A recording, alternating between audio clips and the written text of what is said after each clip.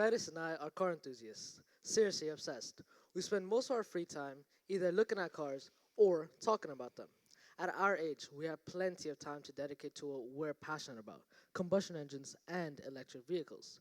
But why us? What makes us qualified to tackle such a big topic? Well, we spent many years learning and developing our knowledge on combustion engines and electric vehicles. It's not just a hobby, it's our passion. Today we're here to discuss a crucial question.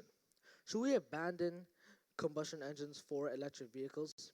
Let's look at today's performance vehicles. The Porsche 911 GT3 RS powers 518 horsepower from a naturally aspirated six-cylinder engine, or even the BMW M4 CSL, powered by a twin-turbo six-cylinder engine, delivering pure emotion. These aren't just cars, they represent the pinnacle of automotive engineering. In today's talk, if only we still had faith in combustion engines. Okay, but EVs are also progressing. EVs are vehicles solely powered by a battery, producing zero tailpipe emissions, which is beneficial to the environment as it releases zero CO2 emissions. Take an example such as the Tesla Model 3, showing its huge market demand, which shows how big of a thing EVs are nowadays. Cities battling smog, and children in high traffic areas battling with high rates of asthma due to the carbon emissions being released by combustion engines. The EPA reports that 30% of US greenhouse gas emissions is emitted by CO2 emissions done by combustion engines. Shouldn't we embrace this change into electric vehicles for the sake of our own future? Okay, but switching to all electric vehicles is an oversimplified view. Modern combustion engines like the Mercedes-AMG M139 achieve thermal efficiency of up to 41%, rivaling electric powertrains when accounting for grid loss. A grid loss is the energy lost when electricity is transmitted from power plants to charging stations and homes. Take the new Toyota Corolla Hybrid. It achieves an MPG of 50 while remaining affordable and reliable. And let's talk performance. The Rimac Nevera, an electric vehicle, may be fast, but does it compare to the roaring engines, raw vibrations, and precise control, creating a thrilling, hands-on experience that a naturally aspirated Ferrari V12 does? Okay, while the combustion engine is good for such so, EV technology is evolving and battery production is improving. And new sodium ion batteries do not require rare earth materials such as coal or fossil fuels, which are used to power combustion engines. And companies are implementing recycling efforts by extracting materials from old batteries and reusing them. And the government incentives to make EVs more accessible. Yet, the fundamental issues still remain.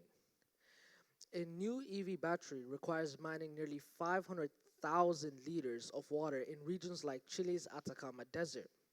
And let's look at the cobalt mines in Congo. There's nothing clean about child labor in dangerous mining operations. The Democratic Republic of Congo has been linked to child labor, dangerous working conditions, and human rights violations, according to Amnesty International. Meanwhile, Porsche is developing synthetic fuels that can power existing combustion engines without replacing billions of them. And Bosch is investing in hydrogen combustion engines. These are better than EVs as they produce zero carbon emissions, refuel in minutes, and retain the same familiarity and durability as a traditional combustion engine. But battery technology is improving rapidly. Tesla, Rivian, and Lucid Motors are all pushing new advancements into efficient batteries and reduced charging times. And new ultra-fast chargers can top up a battery within a whopping 15 minutes. Of course, a gas car takes around 5 to 10 minutes, although the similarity gap is getting quite smaller and smaller throughout the years. I hear what you mean, but an extensive McKinsey study showed that the global charging infrastructure required for the mass EV adoption would cost over $1 trillion. Meanwhile, we already have over $2 trillion invested in functional gas stations, repair shops, and skilled mechanics. The automotive service industry employs over 4.2 million people in the US alone annually. These are real jobs supporting real families. Why abandon this proven infrastructure? I mean, yeah, while the transition to EVs faces problems in terms of cost and infrastructure, efforts are being made to address these barriers. Expanding access to more affordable EVs and improving charging networks will help bridge this gap. EV adoption is growing, and automakers are responding. Companies like Ford, General Motors, and Volkswagen are all investing billions into EV development. Ma- as manufacturers expand, prices will drop and infrastructure will also expand. The result isn't instant, but the progress is indeed steady. But the reality is, EVs still remain expensive. A new EV costs around $61,000, compared to 3 times more a new entry level combustion engine. Not only that, in rural areas and developing nations, EVs aren't just expensive, they're impractical. A farmer in India can't wait hours for his electric vehicle to charge during harvest, or even a rural worker in America who can't risk running out of charge on long commutes. Combustion engines provide reliable and accessible transportation for billions. But EVs save money on fuel and maintenance. Electricity is cheaper than gas, and fewer moving parts mean lower repair costs. A normal gas car has around 2,000 moving parts, compared to an EV, which is not more than 20. The IEA predicts that soon enough, EVs will be cheaper to own than gas cars. Plus, reducing dependence on oil protects economies from sudden price swings and geopolitical tensions. Absolutely, but rushing into unproven technology is dangerous. Companies like Bosch and Shell are developing synthetic carbon neutral fuels that can power existing combustion engines without any modifications. And BMW's new engines can switch between hybrid and fuel.